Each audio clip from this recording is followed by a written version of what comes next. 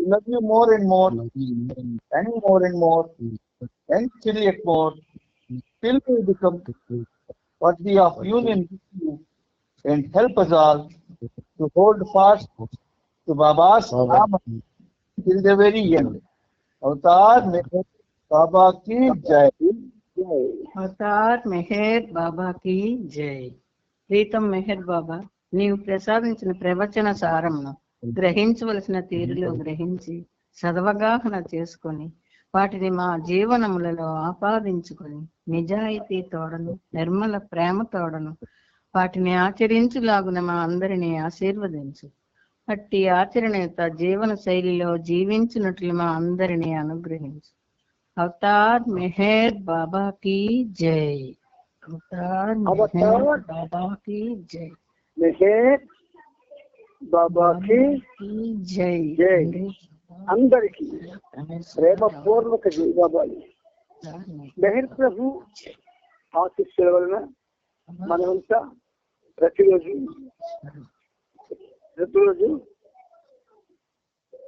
ఇలా సహజీవనంలో పాల్గొనగలుగుతున్నాం. అందుకు ఆయన ప్రేమతో మనకు అవకాశం కూడా ప్రతిరోజు కలుగు చేస్తున్నాడు ఆయన. అందుచేత మనం ఆ ప్రీతమునికి ఏం ఇవ్వగలం, ఏమి ఇవ్వలేం. అంచేత మన తరపున ప్రపంచ భక్త కోటి తరపున సహస్ర కోటి పాదాభివందనాలు సమర్పిస్తూ అందులో భాగంగా మనం ప్రభు చరిత్ర 11వ భాగంలో 4682వ పేజీలో ఫస్ట్ పేరా చెప్పుకొని ఆపుకున్నాం. అక్కడ నుంచి మధ్యాహ్నం నన్హీ దునియా అన్నటువంటి ఆ రెండు లైన్ల పేరా నుంచి తెలుగుబాబు చదువుతారు. శ్రద్ధగా ఆలకించండి. జై బాబా. అవతార్ మెహర్ బాబా की जय. జై. మధ్యాహ్నం నన్హీ దునియా ఇన్స్టిట్యూట్ ప్రిన్సిపాల్ లేఖ్రాజ్ ఉల్ఫాత్ తన స్కూలు పిల్లలతో కలిసి బాబా వద్దకు వచ్చాడు. పెద్ద పూలదండను కిరీటాన్ని బాబా కోసం తెచ్చారు. ఆ కిరీటాన్ని పిల్లలు బాబా శిరస్సుపై ఉంచారు. అప్పుడు బాబా శ్రీకృష్ణ ప్రభువులా కనపడ్డారు. ఒక బిడ్డను బాబా ముద్దాడారు. ఇంకో బిడ్డను దగ్గరకు తీసుకుని లాలించారు. ఆ చిన్నారులతో బాబా ఎంతో సంతోషంగా సరదాగా గడిపారు. పిల్లలను ఉద్దేశించి బాబా ఈ సందేశాన్ని ఇచ్చారు. భగవంతునికి కర్మకాండలు, బాహ్య ప్రదర్శనలు అవసరం లేదు. అతనికి కావలసింది ప్రేమ. మన ప్రేమ ఎంత ఉన్నతమైనదిగా ఉండాలంటే మన హృదయం దైవాన్ని ప్రేమిస్తున్నట్టు మన మనసుకు కూడా తెలియకూడదు. కార్యక్రమం ఉదయం 8 నుండి 11 గంటల వరకు కొనసాగి మళ్ళీ మధ్యాహ్నం 1 గంట నుండి సాయంత్రం 6 గంటల వరకు జరిగింది. డెహ్రాడూన్లో అదొక శుభ సమయం. ప్రజలను ఉద్దేశించి బాబా ఆ రోజు ఇచ్చిన మరొక సందేశం భ్రాంతితో ఆడే ఆట, ప్లేయింగ్ విత్ ఇల్యూజన్స్ అన్న శీర్షికతో ఇవ్వబడింది. మిమ్మల్ని ఇక్కడికి రప్పించిన మీలోని విశ్వాసాన్ని నేను గుర్తించాను. మీలోని ప్రేమ, భక్తిని గురించి కూడా నాకు తెలుసు. ఇదంతా నాకెంతో సంతోషాన్ని కలిగిస్తుంది. మీ కష్టాలు, సమస్యలు, బాధలు, ఆశలు గురించి నాకు తెలుసు. నేను అర్థం చేసుకున్నాను. వ్యక్తులు మాత్రమే కాదు, యావత్ ప్రపంచం బాధల్లో మునిగి ఉంది. బాధలు సంభవిస్తే అవి దైవ నిర్ణీతమైన కర్మ సిద్ధాంతానికి, అంటే డివైన్లీ ఎస్టాబ్లిష్డ్ లా ఆఫ్ కర్మ అనుగుణంగా సంభవిస్తాయి. అప్పుడు వాటిని హుందాగా, ధైర్యంగా స్వీకరించాలి. కానీ ఒక విషయం గుర్తుంచుకోవాలి, మీరు అనుభవించే తీవ్రమైన బాధలకు మీ కర్మలే కారణమని తెలుసుకోవాలి. వివేకవంతమైన కర్మల ద్వారా, వైజ్ యాక్షన్స్ ద్వారా బాధలను తగ్గించుకోవచ్చు.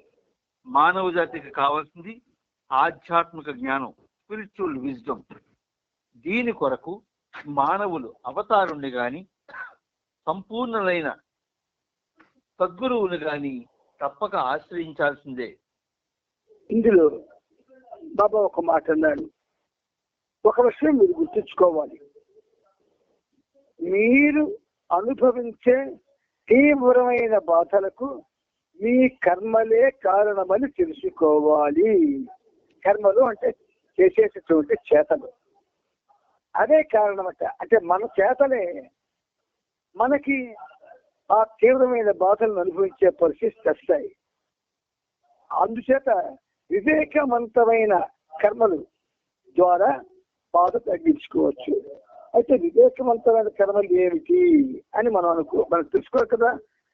ఏవి వైజ్ యాక్షన్స్ అన్నది బాబాతో నిరంతరం ఆయన గురించి ఆలోచిస్తూ ఆయన నామస్మరణ చేస్తూ కర్మబద్ధమైన నీ జీవితాన్ని గడపడం ఒక వివేకవంతమైన చర్య.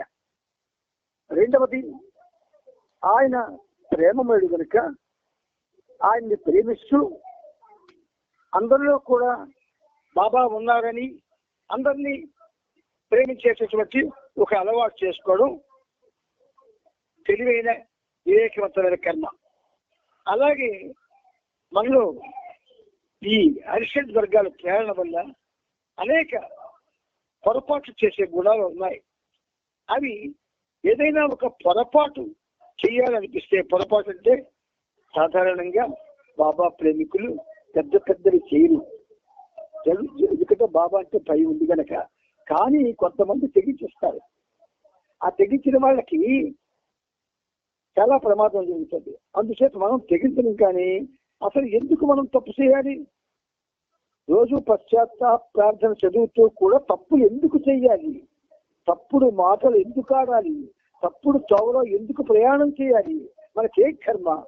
అందుచేత మనం ఇలా ఏవైతే మనకి బాబాకి సంతోషం చేసే కర్మలు మనకి తెలుసును, అవి చేస్తే అవి వివేకవంతమైనటువంటి కర్మలు అవుతాయి. ఎందుకంటే మనకు కావాల్సింది, అంటే మానవ జాతికి కావాల్సింది స్పిరిచువల్ విజ్డమ్, ఆధ్యాత్మిక జ్ఞానం. దీని కొరకు మానవులు అవతారులు కానీ సంపూర్ణమైన సద్గురువులు కానీ తప్పక ఆశ్రయించవలసిందే, మరొక మార్గం లేదు. ముందు ప్రాథమికంగా మనం చేయవలసినవి సత్కర్మలు. అది ఏవో మనం కేటగిరీగా ఆలోచించుకొని అది చేస్తూ ఉండాలి. ముందుకెళ్ళానా?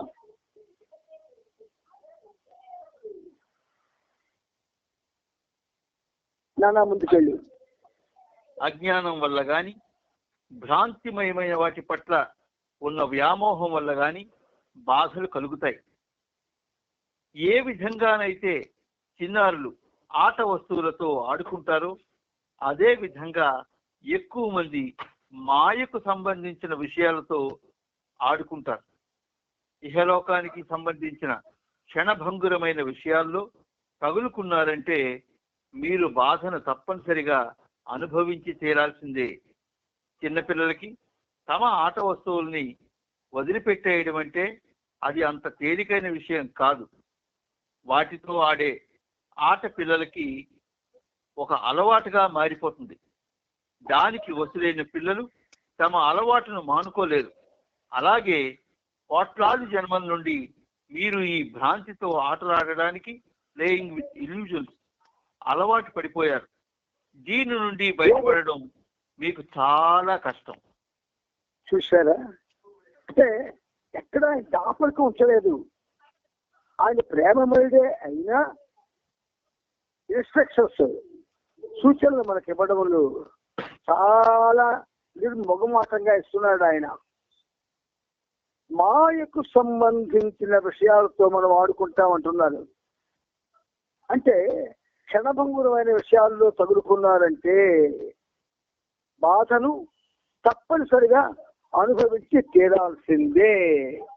చూడండి, మెహర్ బాబా మనల్ని ప్రేమించడానికి, మనల్ని దగ్గరకు తీసుకోవడానికి, మనల్ని అనుగ్రహించడానికి ఏ సద్గురు సహాయమైనా తీసుకున్నాడా?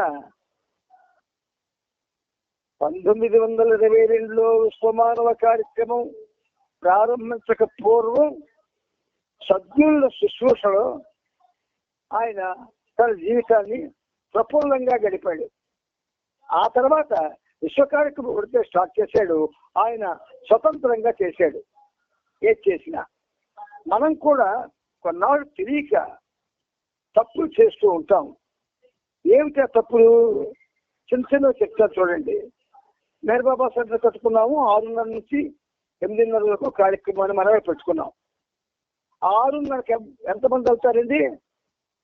చాలా తక్కువ మంది వెళ్తారు. మిగతా వాళ్ళంతా ఒక్కొక్కడు ఒక్కొక్క టైంలో వస్తాడు. ఇది తెలిసి చేస్తుందా, తెలియక చేస్తుందా? తెలిసే చేస్తున్నాం. ఇది ఇలాగ తెలిసి చేసింది ఒక విధంగా ఏమిటంటే, మనం మాయకు సంబంధించిన విషయం అది. దాంతో మనం ఆడుకుంటే మనతో మన కర్మలు ఆడుకుంటాయి. అందుకని అప్పుడు బాధను తప్పనిసరిగా అనుభవించి తీరాల్సిందే. ప్రేమ ప్రేమ ప్రేమ అని మాట్లాడుకుంటూ ప్రేమకి విరుద్ధమైన మాట్లాడడం, ప్రేమకి విరుద్ధమైనటువంటి చర్యలు చేయడం, ప్రేమకి విరుద్ధమైనటువంటి ఒక విధంగా చెప్పాలంటే చెయ్యకూడని పనులు చేస్తుండడం, ఇవన్నీ కూడా విరుద్ధమైనవి. ఇవి కానీ చేస్తే బాధను తప్పనిసరిగా అనుభవించి తీరవలసిందే. మీరు నమ్మండి, ఈ పనిముట్టు మీకేది ఎగ్జాస్గరేట్ చేయదు, అంటే అతిశయం చేయదు. ఉన్నది ఉన్నట్టే మాట్లాడుతుంది. ఎందుకు 10 నిమిషాలు లేట్ అయితే నష్టమేదండి ఎవరికి అని మాట్లాడతారు కూడా. ఎంత తప్పో తెలుసా? అంటే నువ్వు పరోక్షంగా మెహర్ బాబాని 10 నిమిషాలు వెయిట్ చేయమంటున్నావు. క్రమశిక్షణతో ఉండవలసిన మనం క్రమశిక్షణ రహితంగా ఉంటూ ఆయనకి తిరిగి మనం ఆయన క్రమశిక్షణ కూడా పాడు చేయడానికి చూడడం. అటువంటిప్పుడు బాధలు అనుభవించక తప్పదు. తెలిసి కపటంగా ప్రవర్తిస్తే బాధలు అనుభవించక తప్పదు. తెలిసి చేయకూడని పనులు చేస్తే బాధలు అనుభవించక తప్పదు. మనం చేసే ప్రతి తప్పుకి శిక్ష ఉంటుంది ఇమీడియట్ గా. అందులోకి మెహర్ బాబా ప్రేమికులకి వెంటనే చూపిస్తాడు. ఆయన లేట్ కూడా చేయడు. సామాన్య మానవులకి ఇంకా కొంచెం టైం ఇస్తాడు, కానీ మనకు మాత్రం ఆయన టైం ఇవ్వడు. అందుకని మనం ఒక గమ్మత్తైన మాట్లాడుతున్నారు. పిల్లలకి ఆట ఎలాగైతే అలవాటై దానికి వశమైపోతారో, కోట్లాది మంది భ్రాంతితో ఆటలు ఆడడానికి అలవాటు పడిపోయారట. ఆ కోట్లాది మందిలో మనం ఉండొద్దు. దయచేసి ఈ పనిముట్టు చెప్పింది అర్థం చేసుకోండి. మనం భ్రాంతితో ఆటలాడకూడదు. భ్రాంతి అంటే ఏమిటి? మనం చేస్తున్న పనుల్లో భ్రాంతి ఏమిటి? మెహర్ బాబా సెంట్రల్ బాధ్యత ఒక సెక్రటరీ అనేవాడు నిర్వర్తిస్తూ ఉంటాడు. వాడు ఏం చేస్తాడు? వాడికి ఇష్టమైనట్టుగా ఒక కార్యక్రమం రూపుదిద్దుతాడు. దిద్దినప్పుడు అది మనకు నచ్చకపోవచ్చు. నచ్చకపోతే మనం వెళ్ళడం మానేయకూడదు. వెళ్ళి ఆయన చేస్తుంది ఇది మీరు చేస్తుంది సమంజసమైంది కాదు కనుక మేము రాకూడదు అనుకొని అయినప్పటికీ బాబా మీద ప్రేమ చేత వచ్చామని నిష్కపటంగా చెప్పాలి. అలా చెప్పం. అలాగే అంటే చాలా మంది పాటలు సరిగ్గా పాడడం లేదు. ఎవరూ పాడడం లేదు సరిగ్గా. ఎందుకంటే పాట పాడాలనే తొందరగాని బాబా ఆనందించాలనేటటువంటి తీవ్రమైన కోరిక అందులో లేదు కనుక ఎవరూ కూడా సరిగ్గా పాడరు. పాడకపోతే యాంకర్ ఉంటుంది ప్రతి వీపులో, అబ్బా చాలా గొప్పగా పాడారండి, అబ్బా చాలా మా చెవుల్లో తుప్పు ఒరిగిపోయిందండి అని అంటుంటుంది. ఎంత కపటం అది! ఆ మహాతల్లి ఎటువంటి దురదృష్టకరమైన సంస్కారాలు పొందుతుందో తెలియదు ఆవిడికి. అలాగే మనం కూడా మన పాట కోసం మనమే మెచ్చుకోరు కోరుకుంటాం. అది చెడు సంస్కారాలని అధికం చేస్తుంది. బాబా దగ్గర నుంచి మెప్పు కానీ గొప్ప కానీ, నా నుంచి మీరు మెప్పులు కానీ గొప్పలు కానీ ఆశించుందంటే వాటి కోసం బతికితే మరి బాధలు గురవమ్మా, అది కపట ప్రవర్తన కాదా? అందుకని అలవాటు పడిపోయాం కాబట్టి మానాలి తప్పదు. మానకపోతే ఆఖరి శ్వాస వరకు బాధలు పడవలసిందే. ఇది తథ్యం. నాన్న ముందుకెళ్ళు. యుగ యుగాలుగా ఆత్మ తన స్వీయ నీడ అయిన ఈ సృష్టినే వీక్షిస్తూ భ్రాంతిమయమైన ఈ రూప జగత్తులో మునిగి తేలుతూ ఉంది.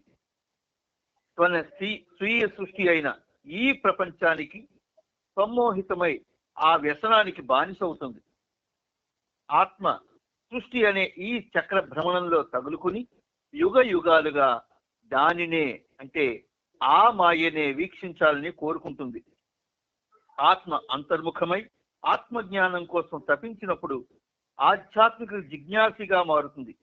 అప్పుడు కూడా అక్కడ బాహ్యంగా కనిపించే దానినే చూచే అలవాటు కొన్ని జన్మల వరకు కొనసాగుతుంది. ఆత్మ అద్భుతాలను అనుభూతి చెందాలని లేదా ఆ అద్భుతాలను కళ్ళతో చూడాలని కోరుకుంటుంది.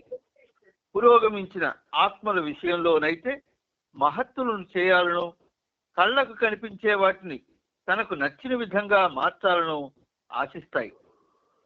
ఆధ్యాత్మికంగా ఎంతో పురోగతి సాధించిన వారు కూడా మాయతో ఆడుకునే ఈ ఆట నుండి బయటపడడం చాలా కష్టమని గ్రహిస్తారు. అదే పనిగా అద్భుతాలకు మహత్యాలకు వసులవాడు అవడం అనేది మాయతో ఆడుకునే అలవాటును ఇంకా అలా కొనసాగించడమే అవుతుంది. ఇక్కడ మీకు బాబా ఒక చక్కని విషయం చెప్తారు. ఆత్మ తన స్వీయ నీడైన ఈ సృష్టిని వీక్షిస్తూ అంటున్నారు. ఆత్మ అంటే part and parcel of oversoul, సర్వాత్మ యొక్క చిన్న భాగం అది ఆత్మ. అయితే ఈ ఆత్మ ఎలాగున్నది అంటే భగవంతుడు తాను కోట్లాది జీవుల ఆత్మల ద్వారా సృష్టిలో సృష్టి కార్యక్రమాన్ని నిర్వహిస్తూ ఉంటాడు. అప్పుడది దివ్యాత్మ ప్లస్ మానవాత్మ. అంటే ఒక పక్క ప్రపంచాన్ని ఉద్ధరించడానికి వచ్చినటువంటి ఒక సర్వోన్నతుడు, ఒక సామాన్యుడు, అంటే దివ్యాత్మ ప్లస్ ఆత్మ. ఆ ఆత్మ ఎవరిది? మన కిషోర్ చెప్పారు బాబా, డ్రాప్ సోల్ అని. ఆ డ్రాప్ సోల్ దాని గురించి ప్రస్తావన చేస్తున్నారు బాబా. చూడండి, దాని స్వీయత ఏది? ఈ సృష్టి. యాక్చువల్గా ఆత్మ మానవ రూపంలో ఉన్నటువంటి ఆ భగవంతుడిదే అయితే, మరి భగవంతుడు సృష్టించినటువంటి సృష్టింత దాని యొక్క కల్పనే అయితే, మరి అదే తాను సృష్టించిన దానికోసమే అరులు చేస్తూ భ్రాంతిమైన ఈ రూప జగత్తులో మునిగి తేలుతూ ఉన్నది అంటున్నారు. ఇక్కడ మనం లేవు కదా, మనకేం బాధ, మన ఇష్టం ఉందాం అనుకునే భావం తెచ్చుకోకండి. చూడండి, మానవ రూపంలో ప్రయాణం చేస్తుంది భగవంతుడు అంటే అవతార పురుషుడు. అవతార పురుషుడు ఎందుకు భూమి మీదకి రావాలి? What is the need to him? కోట్లాది మానవాత్మలు ఉద్ధరించబడాలి అంటే దివ్యాత్మ మానవ రూపంలో రావాల్సిందే. దాన్ని అవతార్ అని అంటారు. అందుచేత అది తన నేనైన సృష్టినే వీక్షిస్తూ shadow that only one soul, that is over soul.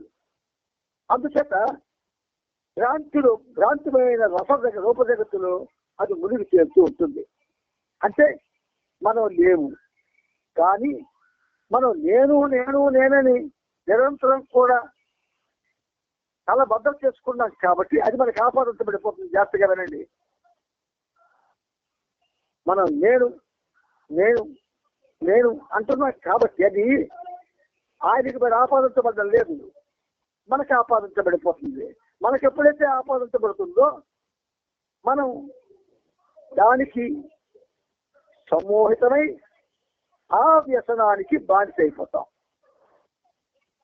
చాలా చక్కటి విషయాలు ఇవి. ఇంతవరకు ఇంత స్పష్టంగా ఎక్కడా చెప్పబడలేదు. అయితే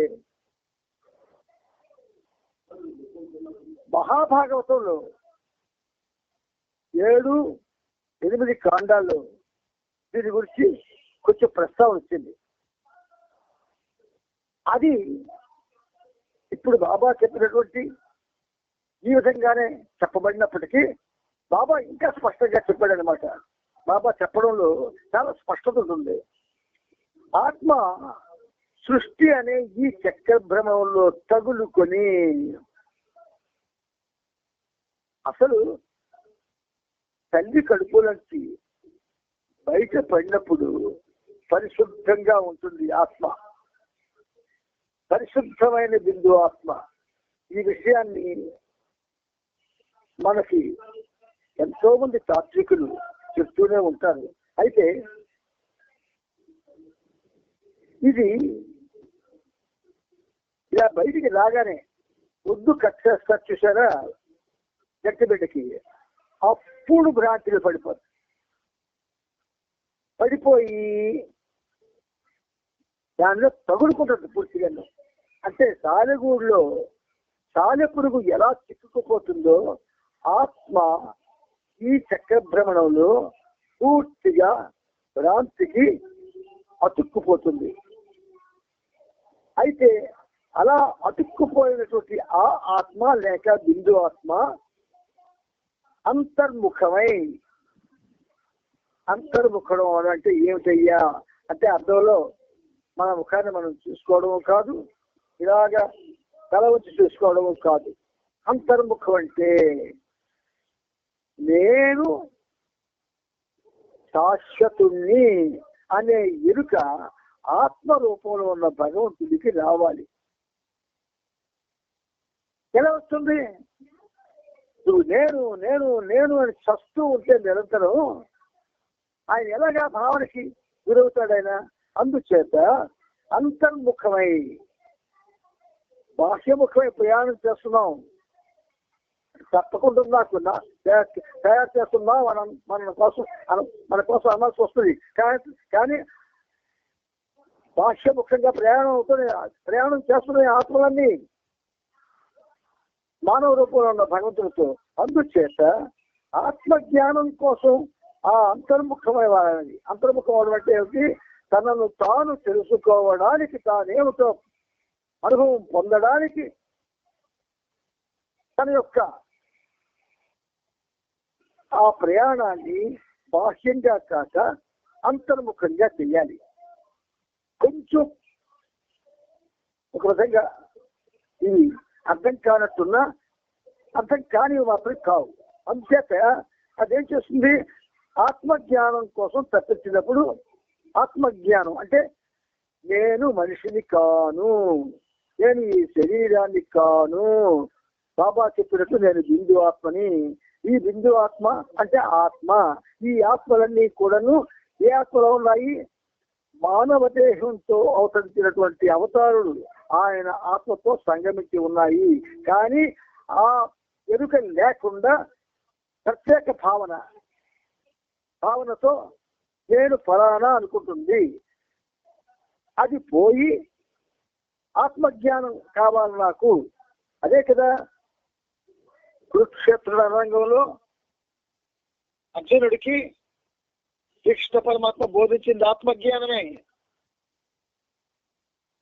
ఆ ఆత్మజ్ఞానం కోసం అది తప్పిస్తే ఆధ్యాత్మిక జిజ్ఞాసగా మారుతుంది. చూడండి, మనకి తెలియకుండా మనం ఎన్నో వాటికి తగ్గిపోయాం. ఇప్పుడు సెల్స్ వచ్చాయి, సెల్, దానికి అతుక్కుపోయాం. ఎలా అతుక్కుపోయామంటే సెల్లు లేకపోతే మనకి ఇప్పుడు జీవనం గడవదు. సెల్లులోనే అదొక మాయ. అందులో బాబా కార్యక్రమాలు చేస్తున్నాం, మహామాయది. మరి ఎలా మనం విడుదలవుతాం మాయ నుంచి? అందుచేత బాబా అంటున్నారు, అక్కడ కూడా బాహ్యంగా కనిపించేదాన్ని చూసి, అంటే బాహ్య వీక్షణ చేస్తుంది. ఆ తపన వచ్చినా సరే బాహ్య వీక్షణ చేస్తుంది. కొన్ని జన్మల వరకు అలవాటు కొనసాగుతుంది అంటున్నారు బాబా. ఎన్ని జన్మలు అయ్యేవో మనందరికీ లెక్కలేదు, తెలియదు. ఈ జన్మలో ఈ విషయం తెలిసినా మనం పట్టించుకోము, అందులోనే ఉంటాం. ఒకసారి లోతైనటువంటి గుంటలో పడిపోతే ఆ గుంటలో ఉండవలసిందే. అందుచేత ఆత్మ అద్భుతాలను అనుభూతి చెందాలని, లేదా ఆ అద్భుతాలను కళ్ళతో చూడాలని కోరుకుంటుంది. అద్భుతము అది ఉండదు, కానీ ఉన్నట్టుగా మనకు కనబడుతుంది. అందుచేత అవి చూడాలని కోరుకుంటుంది ఆత్మ. ఇది ఇక్కడ చెబుతూ బాబా అంటారు, పురోగమించిన ఆత్మల విషయంలోనైతే ఫాస్ట్ ఫార్వర్డ్ ఆ ఆత్మల విషయంలోనైతే మహత్తులను చేయాలను, కళ్ళకు కనిపించేవాడు నచ్చిన విధంగా మార్చాలను ఆశిస్తాయి. అంటే ఏమీ లేదు.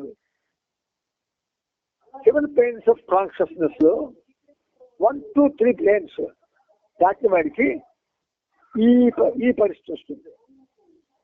సాక్షికి సొంతగా చదవమన్నారు బాబా. అందుచేత కళ్ళకు కనిపించే వాటిని తనకు నచ్చిన విధంగా మార్చాలని ఆశిస్తాయి. ఆధ్యాత్మికంగా ఎంతో పురోగతి సాధించిన వారు కూడా మాయతో ఆడుకునే ఈ అలవాటు నుండి బయటపడడం చాలా కష్టమని గ్రహిస్తారు.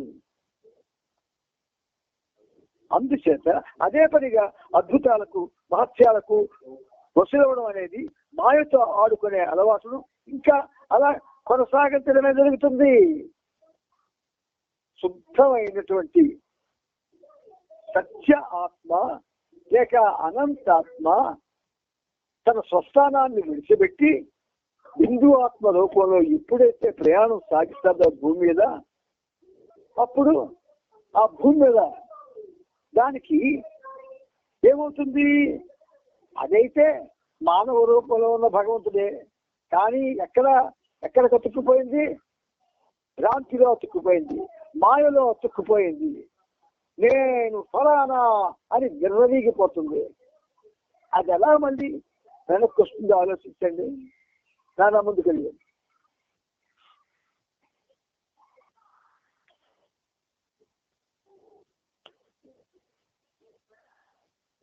నానా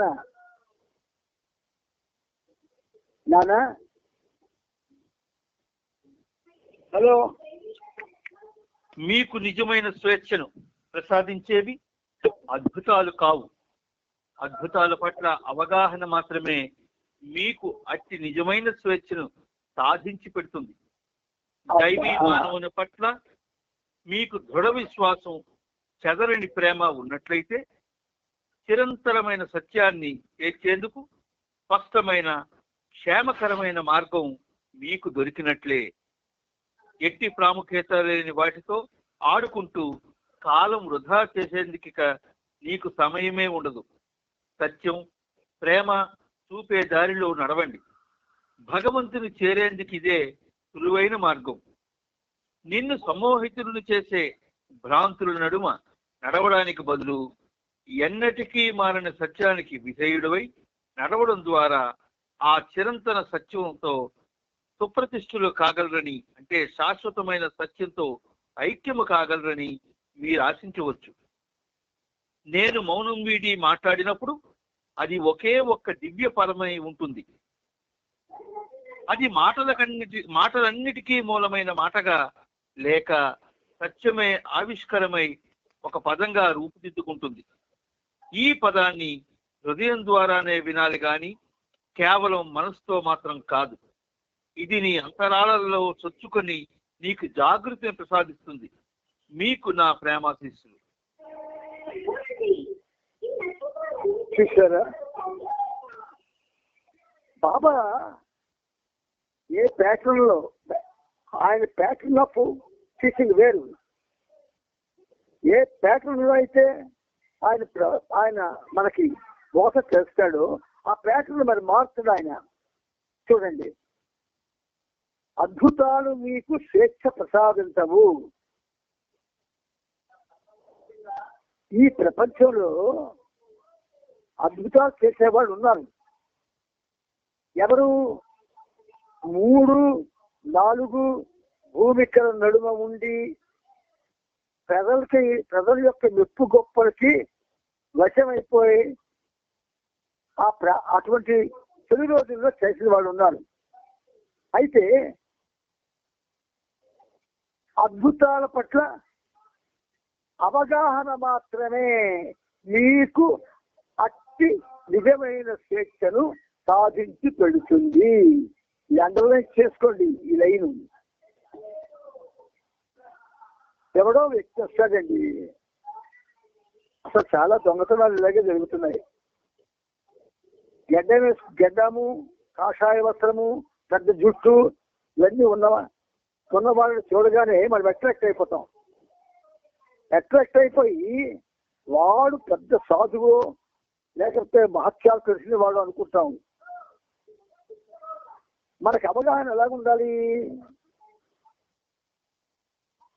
భగవంతుడు మానవ రూపంలో భూమి మీద ఉన్నప్పుడు, జాగ్రత్తగా వినండి, భగవంతుడు మానవ రూపంలో భూమి మీద ఉన్నప్పుడు ఆయన ఆవిష్కరణం 700 సంవత్సరాలకు కానిస్తే అది ఒక పీరియడ్, లేదు 1400 సంవత్సరాలకు వస్తే అదొక పీరియడ్.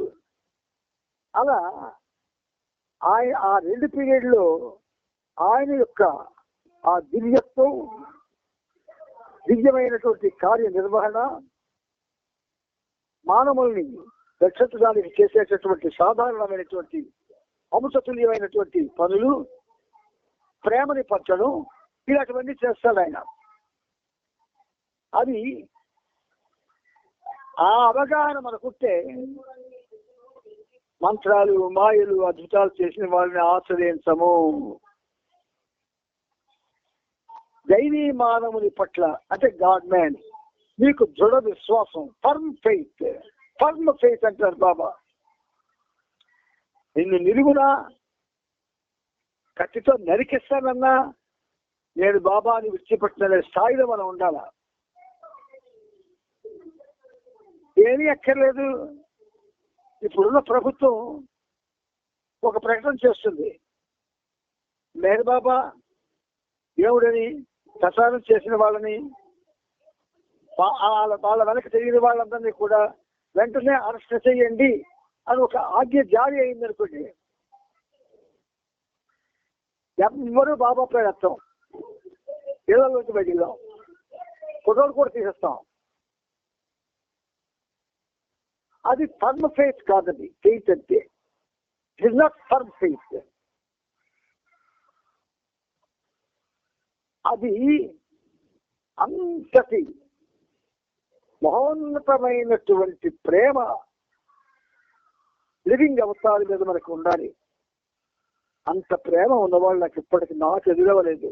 ఎవరైనా ఎదురైతే ఆయన శుశ్రూష చేసుకుని బ్రతకాలనుకుంటున్నాను నేను.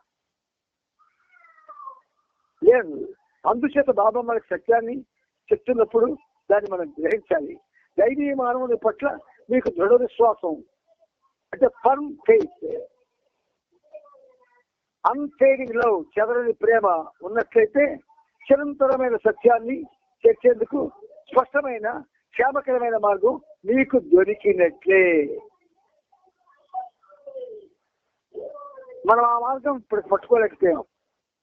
అది ఏమిటో అనుకుంటున్నారు మీరు? ఏమీ కాదు. ఎక్కడికి వెళ్ళాలనే తాపత్రయం లేకుండా, ఏవేవో చేయాలనే తాపత్రయం లేకుండా నువ్వు బాబాని కానీ భగవంతుడిగా నమ్మితే ఆ భగవంతుడితో నీ జీవితం సాగాలి. ఎలాగా?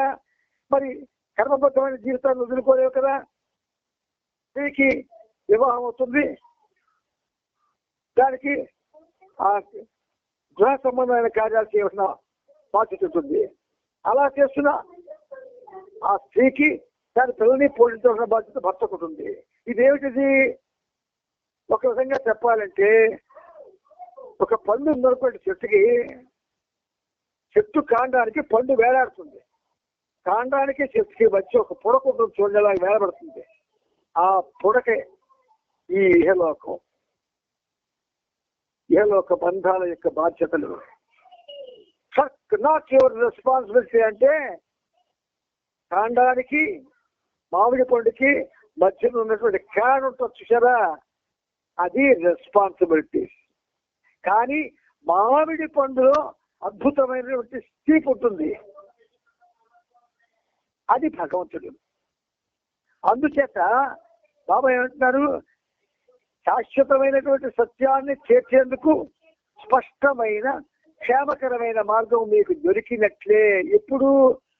భగవంతుని పట్ల, మళ్ళీ వినండి, దైవీ మానవుని పట్ల దృఢ విశ్వాసం, చెదరని ప్రేమ అవి ఉంటే, దృఢ విశ్వాసం చెదరని ప్రేమ ఉంటే మనకి ఆ సత్యాన్ని అందుకునేటటువంటి మార్గం దొరికినట్టే. ఎట్టి ప్రాముఖ్యత లేని వాటితో ఆడుకుంటూ, చూడండి ఎలాగంటున్నారు, ఎట్టి ప్రాముఖ్యత లేని వాటితో ఆడుకుంటూ కాలం వృధా చేసేందుకు నీకు సమయమే ఉండదు. మనకు అందుకే ముందుగా భాగ్యకారుని మహాభక్తుల్ని పరిచయం చేశాడు ఆయన. ఆడవాళ్ళలో ఇద్దరిని మనం ఇప్పుడు బాబాకి ముట్టకిస్తారు, మీరాబాయి, సక్కుబాయి. మీరాబాయి పెళ్ళైన ఆవిడే, సక్కుబాయి పెళ్ళైన ఆవిడే. అంతవరకు ఎందుకు? మన హజరత్ బాబా గారికి కూడా పెళ్లి చేస్తారంటే ఇల్లు వెళ్ళిపోయింది. ఇంచేత ఆ తర్వాత ఎందులో ఏ లంపటాల్లో చచ్చుకోవాలో వాళ్ళకు బాగా తెలుసు కనుక మరి మీరాబాయిని రాళ్లతో కొట్టారు. ఒక విధంగా చెప్పాలంటే ఆవిడికి అశ్లీలత అంతగట్టారు, నానా బాధలు పెట్టారు. కానీ చివరికి ఆవిడ ఏ గీతాలైతే రాసిందో అదే పాడుకున్నారు ప్రపంచంతా కృష్ణ భక్తులు. ప్రతి ఇస్లాంకి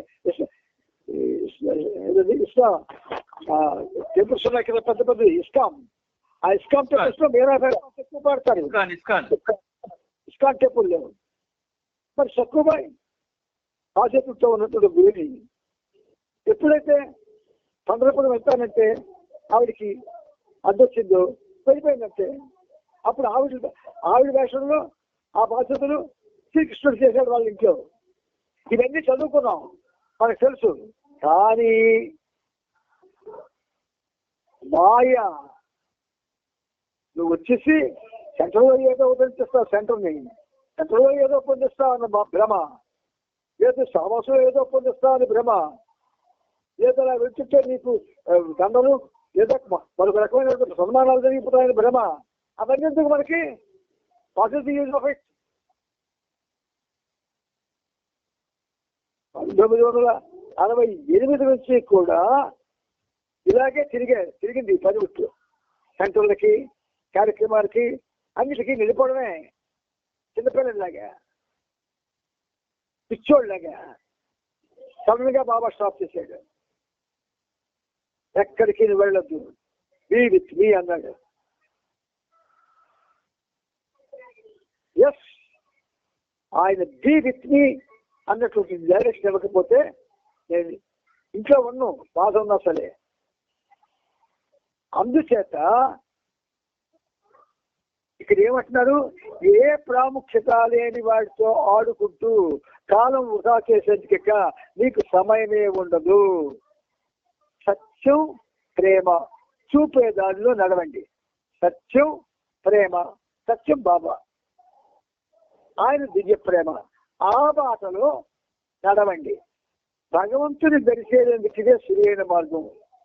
నిన్ను సమోహితులను చేసే భ్రాంతుల నడుమ నడవడానికి బదులు ఎన్నటికీ మారని సత్యానికి విధేయుడమై నడవడం ద్వారా ఆ చిరంతన సత్యంతో సుప్రతిష్ఠులు కాగలరని, శాశ్వతమైన సత్యంతో ఐక్యము కాగలరని మీరు ఆశించవచ్చు. మనకు అక్కర్లేదా? భగవంతుడితో ఏకత్వం అక్కర్లేదా? అక్కర్లేదన్న వాళ్ళంతా కూడా ఇప్పుడు చేస్తున్న పనుల్లోనే ఉండండి. కానీ భగవంతుడితో ఏకత్వం కావాలనుకునే వాళ్ళు మాత్రం బాబాతో, బాబా నామస్మరణతో నిరంతరం ఆయన ఏవైతే సత్యసూక్తులు చెప్పాడో అవి చదువుకుంటూ వాటిలో చక్కని అవగాహన తెచ్చుకుంటూ నిరంతరం నామస్మరణలో మునిగి తేలుతూ ఆయన్ని సదా చూస్తూ ఆయన కోసం పరితపిస్తూ ఉంటే చాలు. మీరు ఇంకేం చేయక్కర్లేదు. ఎవ్వరూ మీకు ఆటంకం చేయలేదు. మహాభక్తులకి ఎవరు ఆటంకం చేయలేదే, చిత్రాలు చేశారు, పడ్డారు కానీ వదలలే. అందుచేత ఆ చిరంతన సత్యంతో సుప్రతిష్ఠులు కాగలరని, సుప్రతిష్ఠులు కావాలి కానీ శాశ్వత సత్యంతో ఏకం కాగలరని మీరు ఆశించవచ్చు. నేను మౌనం వీడి మాట్లాడినప్పుడు అది ఒక దివ్య పదమై ఉంటుంది. అది ఎప్పుడో మనకు తెలియదు. అది మాటలన్నిటికీ మూలమైన మాటగా లేక సత్యమే ఆవిష్కారమై ఒక పదంగా రూపుదిద్దుకుంటుంది. ఈ పదాన్ని హృదయం ద్వారానే వినాలి. అది ఎప్పుడో మనకు తెలియదు. కానీ ఇప్పుడు మనం చేయవలసిన పని ఏమిటంటే బాబా చక్కగా చెప్పారు. నువ్వు ఇషరా లేదన్నాడు, ఎట్టి ప్రాముఖ్యత లేని వాటితో ఆడుకుంటూ కాలం వృధా చేసేందుకు చేయొద్దన్నాడు ఆయన. అందుచేత ఈ పదాన్ని హృదయం ద్వారానే వినాలి. కానీ కేవలం మనసుతో మాత్రం కాదు. ఇది నీ అంతరాంతరాల్లో కానీ కేవలం మనసుతో మాత్రం కాదు, అంతరాంతరాల్లో కానీ మనసుతో కాదు, ఇది నీ అంతరాంతరాల్లో చొచ్చుకొని నీకు జాగృతిని ప్రసాదిస్తుంది. నీకు నా ప్రేమాశీస్సులు అన్నాడు బాబా. ఇంత నీకు ప్రేమతో ఆయన ఎంత ఒక విధంగా శ్రమ తీసుకుంటున్నారో చూడండి. ప్రాముఖ్యత లేని వాటితో ఆడుకుంటున్నామట మనం. అది ఆయన అన్నాడు అంటే మనం గ్రహించలేకపోతే మనం బాబా ప్రేమికులు అని చెప్పుకోవడానికి సిగ్గుపడాలి. చాలా ముందుకెళ్ళు. ఢిల్లీ నుండి వాసుదేవ్ కేయన్ను అతని భార్య ప్రభను గాని డెహ్రాడూన్కి రమ్మని బాబా కబురు పంపలేదు. అలాగే ధర్, గంజు, హర్ జీవన్ లాల్, అతని కుమార్తె అంగూరి, కుమారుడు సుగంధులను కూడా డెహ్రాడూన్కి రమ్మని బాబా పిలవలేదు. అయినప్పటికీ వారంతా బాబాను దర్శించుకునేందుకు డెహ్రాడూన్ వచ్చేశారు. ఢిల్లీ నుండి వచ్చిన వీరిని కలిసినప్పుడు బాబా మందలిస్తూ, నేను మిమ్మల్ని రమ్మనకుండా ఇక్కడికి ఎందుకు వచ్చారు? మీరంతా నా గుండెల మీద కుంపటిలా తయారయ్యారు. నేను ఇక దర్శనమే ఇవ్వకూడదని నిర్ణయించుకోవడానికి నాకు ఇదొక గుణపాఠం అన్నారు.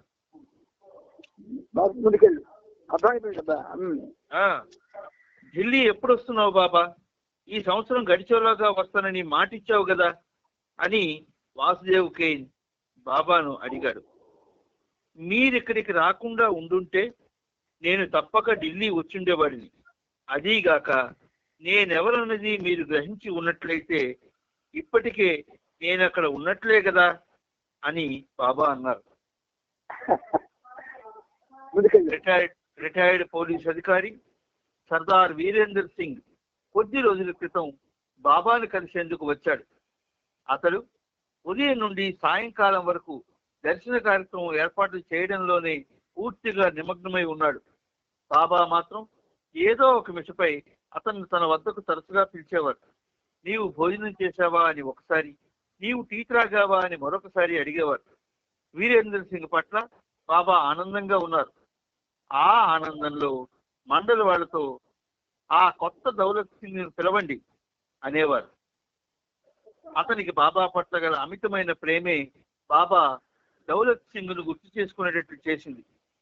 సర్దార్ వీరేంద్ర సింగ్ పరివారం అంతా బాబా పట్ల భక్తి ప్రపత్తులు గలవారై తరచూ ఆయన దర్శనార్థం వచ్చేవారు.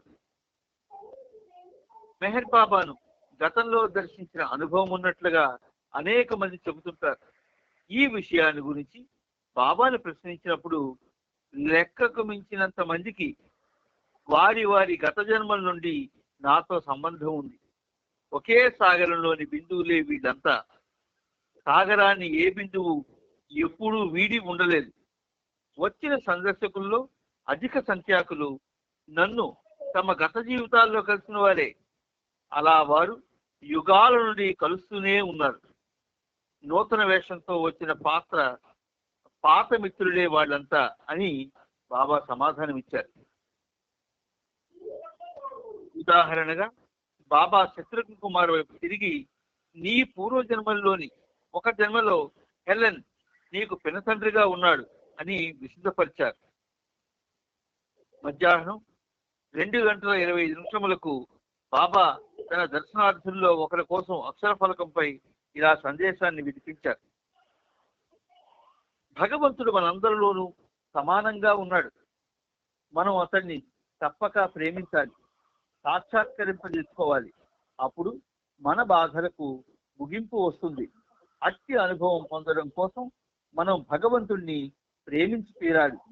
ఈ ప్రేమ నిత్య జీవిత వ్యవహారాల్లో వ్యక్తం చేయబడాలి. కానీ మన సుఖ సంతోషాల్ని పణంగా పెట్టి ఇతరులకు సంతోషాన్ని కలుగజేసినప్పుడే ఈ ప్రేమ అత్యధికంగా వ్యక్తమవుతుంది. 1 గంట తర్వాత మరొక వ్యక్తిని ఉద్దేశించి బాబా ఇలా చెప్పారు. ఆయన కొరకు జీవించడానికైనా లేదా మరణించడానికైనా కేవలం భగవంతుడు ఒక్కడే అర్హుడు. భగవంతుని గాఢంగా, నిజాయితీగా, లేశమైన కపటం లేకుండా ప్రేమించినట్లయితే ఆయనను మనలోనూ ప్రతి ఒక్కరిలోనూ చూస్తాం. ఏ మాత్రం కపటం పొడచూపినా అది మనలను భగవంతుని నుండి దూరంగా ఉంచుతుంది. మనం ఆయనను కనుగొననాడు శాశ్వతానందం అనే సంపద మన సొంతమవుతుంది. అప్పుడు మనం భగవంతుడిని అంతటా చూస్తాం. అలాగే మనలను మనం కూడా భగవంతునిగా కనుగొంటాం. మంచి పేరా ఇది.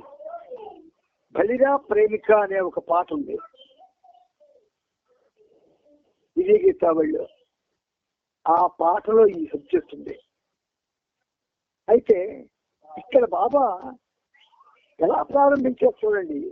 ఆయన కొరకు జీవించడానికైనా లేదా మరణించడానికైనా కేవలం భగవంతుడొక్కడే అర్హుడు. మానవ రూపంలో ఉన్న భగవంతుడు మెహర్ బాబా భగవంతుడిని గాఢంగా, నిజంగా, దేశమైన కపటం లేకుండా ప్రేమించినట్లయితే ఆయనను మనలోను ప్రతి ఒక్కరిలోనూ చూస్తాము. కపటం లేకుండా ప్రేమించినట్లయితే ఇక్కడ చాలా మంది మెహర్ బాబా ప్రేమికుల్లో కపటంగా ప్రవర్తిస్తూ ఉన్నారని చెప్పడానికి నేను విచారిస్తున్నాను. మెహర్ బాబా సర్దకు వచ్చినప్పుడు మెహర్ బాబా అని, ఏ దేవాలయంకి అయితే ఆ దేవాలయంలో ఆ దేవుడి పేరు తెలుస్తూ, ఆయన ఏవైతే కర్మకాండలు చేయొద్దన్నాడో ఆ కర్మకాండాలను నిర్వహిస్తూ చేయిస్తూ రకరకాలుగా వాళ్ళ జీవితాన్ని పాడు చేసుకుంటున్నారు. ఇది కపటం. దేనైనా క్షమిస్తారు కానీ కపటాన్ని క్షమించని బాబా చెప్పాడు. ఈ కపటంగా ఉన్న వాళ్ళకి జీవితం దుర్భరం అయిపోతుంది. మరొక విశేషం ఏంటంటే ఆ కపట ప్రవర్తన చూసి కొంతమంది అలా తయారవడానికి కూడా అవకాశం ఉంటుంది. ఒక దొంగను చూస్తే మనకు దొంగ తయారైనట్టు, ఒక అబద్ధాడుకోవడం చూస్తే మరొక అబద్ధాడుకోవడం తయారైనట్టు ఇలా తయారైపోతారనమాట. తయారైపోతున్నారు. అందుచేత కపటం ఉండకూడదు. నువ్వు నమ్మితే నన్ను దేవుడిగా తీసుకో, లేదా విడిచిపెట్టేమన్నారు బాబా. కానీ పిచ్చుకులాగా ఇక్కడి నుంచి అక్కడికి, అక్కడి నుంచి ఇక్కడికి మీరు దూకొద్దు అన్నారు ఆయన. అంచేత అదేం చేస్తుంది, భగవంతుడు మనకి దూరం చేసేస్తారు. అందుకే చాలా మంది ప్రతి ఏడాది మెహరాబాద్ వెళుతూ కూడా కపట ప్రవర్తన వల్ల వాళ్ళు పొందవలసింది పొందుకుంటున్నారు. ఏమిటి పొందుతామండి? ప్రాథమికంగా పొందవలసింది ఏమిటంటే, నువ్వు ఎక్కడికి వెళ్లకుండా బాబా నీతో ఉన్నాడని, ఆయన దేవదేవుడని, ఆయనతో నువ్వు ఉంటే చాలు. ఇదే చేసి ఎక్కర్లేదు, ఇది అక్కడికి వెళ్ళక్కర్లేదు, బాక్స్ పడిపోక్కర్లేదు, తిరగక్కర్లేదు. అందుచేత అది దూరంగా వచ్చేస్తుంది మళ్ళీ భగవంతుడిని. ఆయనను కనుగొన్న నాడు అది ఎవరికి ఎవరు ఇప్పుడున్న సెటప్ లో ఎవరు ఆయన్ని కనుగొనలేదు. అందుచేత శాశ్వత ఆనందం అనే సంపద మన సొంతం కావాలంటే ఆయన్ని మనం పొందగలగాలి, ముందు కనుగొనాలి. కనబడితే కదా ఓ చెట్టు మీద చక్కటి పువ్వు కనబడితే కదా తెంపుతాడు వాడు. మనం అసలు అలాగే బాబాను ఆ సౌందర్యాన్ని, దివ్య సౌందర్యాన్ని చూడడానికి ఏనాడైనా ప్రయత్నం చేస్తున్నామా? ఏనాడైనా ఎవరైనా గుండెల మీద చేసుకొని చెప్పండి, ఆయనలో దివ్య సౌందర్యాన్ని ఏనాడైనా చూడాలనుకుంటున్నామా? మరి కపటం కాదు మన ప్రవర్తన. అందుచేత మనం భగవంతుడికి దూరం అయిపోతాం. శాశ్వత ఆనందం అనే సంపద ఎప్పుడు మనకు సొంతం అవుతుంది అన్నారు బాబా. భగవంతుణ్ణి కపటం లేకుండా ప్రేమించినప్పుడే, లేకపోతే ఇలాగ చస్తూ పుడుతూ ఉండడమే, మనకు దారి లేదు. అందుచేత మనం ఎప్పుడైతే ఆయన సొంతం అవుతాము, భగవంతుడిని అంతటా చూస్తాం. మనం కూడా మనలో కూడా భగవంతుడిని మనం చూడగలుగుతాం. ముందుకెళ్ళినా అన్ని మతాలకు వర్గాలకు చెందిన జనం బాబా దర్శనార్థం వెల్లువలా వచ్చేశారు. వారిలో ఆ పట్టణానికి చెందిన కడు పేదవారు, అతి ధనవంతులు కూడా ఉన్నారు. ఆ దర్శన సమయంలో బాబా ఈ సందేశాన్ని వినిపించారు. సంపన్నులైన, పేదలైన, అధికులైన, అల్పులైన, స్త్రీలైన, పురుషులైన ప్రతి వ్యక్తి ఏదో ఒక బాధకు గురి అవుతూనే ఉన్నాడు. ప్రతి బాధ నుండి ఉపశమనం పొందే మార్గం మనలోనే ఉంది. అన్ని సందర్భాల్లోనూ, అన్ని స్థితుల్లోనూ మనం నిజాయితీగా జీవించాలని, నిజాయితీగా పనిచేయాలని ప్రయత్నిస్తూ భగవంతుని యందు సంపూర్ణ విశ్వాసాన్ని నిలిపే ప్రయత్నం చేసినట్లయితే ఆ ఉపశమనం మనలోనే కనుగొంటాం. నిజాయితీ జీవితం ఇది మనం అలవాటు చేసుకుంటే తప్ప రాదు. కపట జీవితం క్షణాల్లో వస్తుంది. అందువల్ల మనం ఖచ్చితంగా కపటం పోగొట్టుకోవాలి. బాబా ఎడల కపటంగా ఉండకూడదు. ఆయన దేవదేవుడు, సర్వోన్నతుడు అన్న విషయం తెలిసి కూడా ఇతర దారుల్లో వెళితే మనం కపటలోనే అవుతాము. ఆ కాపట్యం అన్నది భగవంతుడి నుంచి మనకి దూరం చేసేస్తుంది. ఇది నగ్న సత్యం. మన ముందుకెళ్ళి మనలో ఇప్పటికే అనంత శక్తి, అనంత ఆనందం అనే సంపద ఉండనే ఉంది.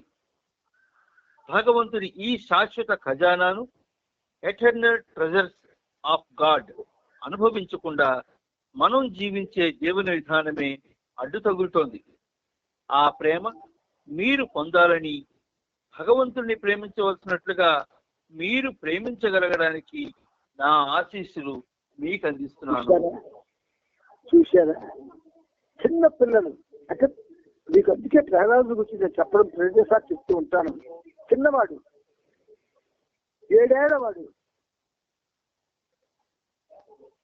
తల్లి కడుపులో ఉంటుడుగా నారాయణ నామస్మరణ విన్నాడు. ఇది బయటకు వచ్చిన తర్వాత వాడిలో ఆ నారాయణ ఆ రూపం ఏదైతే నారదుడి ద్వారా వివరించబడిందో అది శాశ్వతమైన ముద్ర వేసింది. ఆ ముద్రతో ఆ నామాన్ని పట్టుకొని నారాయణ నారాయణ నారాయణ నారాయణ నారాయణ నిరంతరం అదే ఆయనకి చింతనైంది, నిరంతరం చింతనైంది. అలా మనం అంత చింతన ఎవరికైనా ఉందండి? ప్రేరాదుకున్న చింతన ఎవరికైనా ఉందా? భగవంతుడంటే ఆటలాడతామా?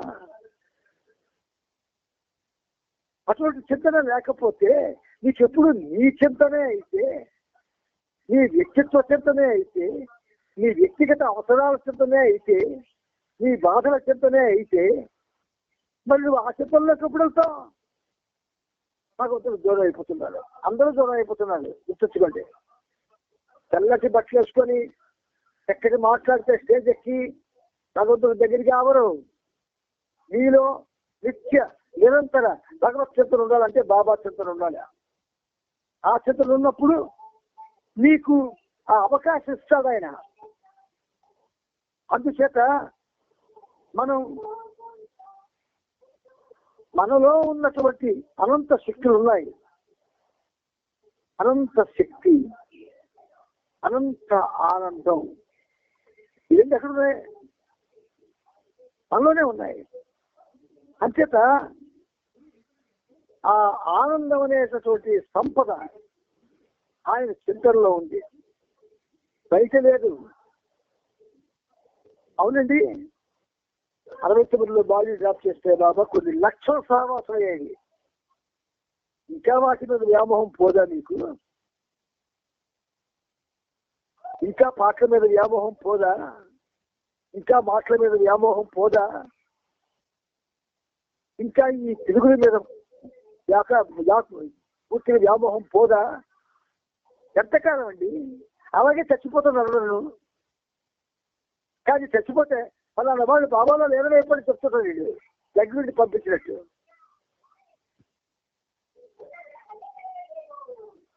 మనం అబద్ధాల్లో బతుకుతున్నాము, అసత్యంలో బతుకుతున్నాం, దాన్ని మార్చి ఇంకోలా చెప్పుకుంటున్నాం సిగ్గు లేకుండా. అందుచేత మనం భగవంతునితో నిజాయితీగా ఉండాలన్నది మనం ముందు అలవాటు చేసుకొని సంపూర్ణ విశ్వాసంతో ఆయన్ని దానికి దగ్గర వల్ల ప్రయత్నం చేస్తే అది మనలోనే కనుగొనబడతాయి. చాలా ముందుకెళ్ళి మనలో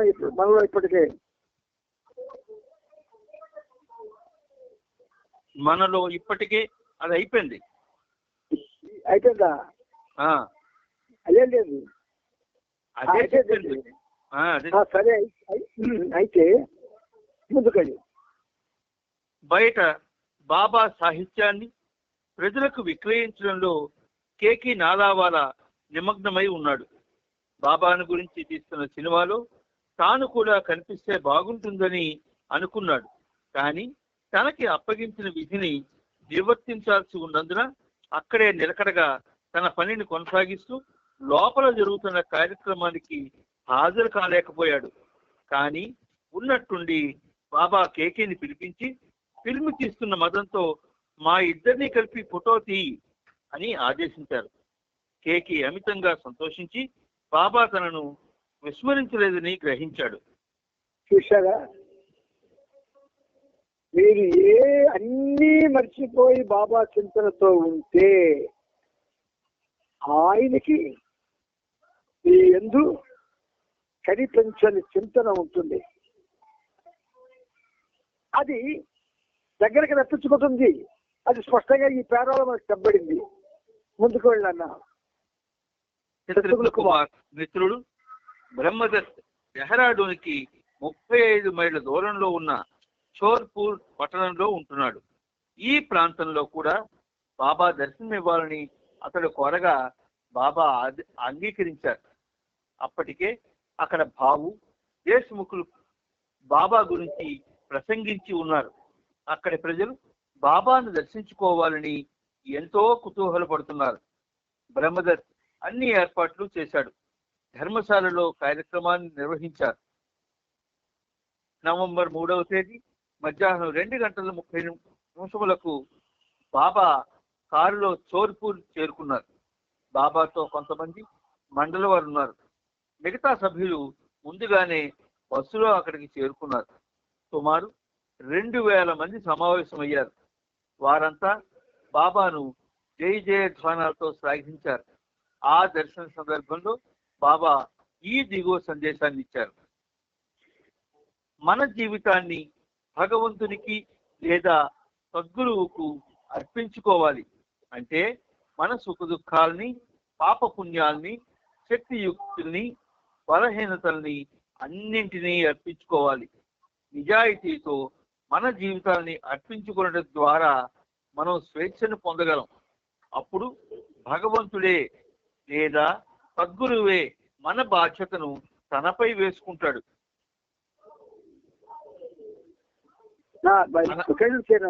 అనాదిగా గతంలోను భవిష్యత్తులోను భగవంతుడు ఇచ్చే సందేశం ప్రేమ గురించే. భగవంతుని పట్ల ఉండే ప్రేమలో మాత్రమే ప్రేమ యథార్థమైనదవుతుంది. భగవంతుని పట్ల ఈ ప్రేమను వ్యక్తిగతంగా భక్తి ద్వారాను, ప్రగాఢమైన ప్రార్థన ద్వారాను, పరిత్యాగం ద్వారాను, ధ్యానం ద్వారాను, భగవంతునితో ఐక్యం కావడానికి తప్పించడం ద్వారాను, దైవీ మానవునికి సర్వార్పణ కావడం ద్వారాను వ్యక్తపరచుకోవచ్చు. ఇప్పుడు ఈ రెండు పేరాలు మనం చెప్పుకోవాలంటే మనకు ఒక 20 నిమిషాలు అయినా పడుతుంది. టైం ఎంత అయిందన్నా? 10 అయిపోయిందా? 10 అయిపోయింది. అయితే రేపు ఈ రెండు పేరాలని మనం వాటిలో ఉన్న రహస్యాలు తెలుసుకున్న తర్వాత ముందుకెళ్దాం. ఏనా? అలాగే. ఓకే. జై బాబా. అవతార్ మెహర్ బాబా की जय. అవతార్ మెహర్ బాబా की అందరికీ జై బాబా. అందరికీ జై బాబా. జై బాబా. మెహర్ బాబా की जय.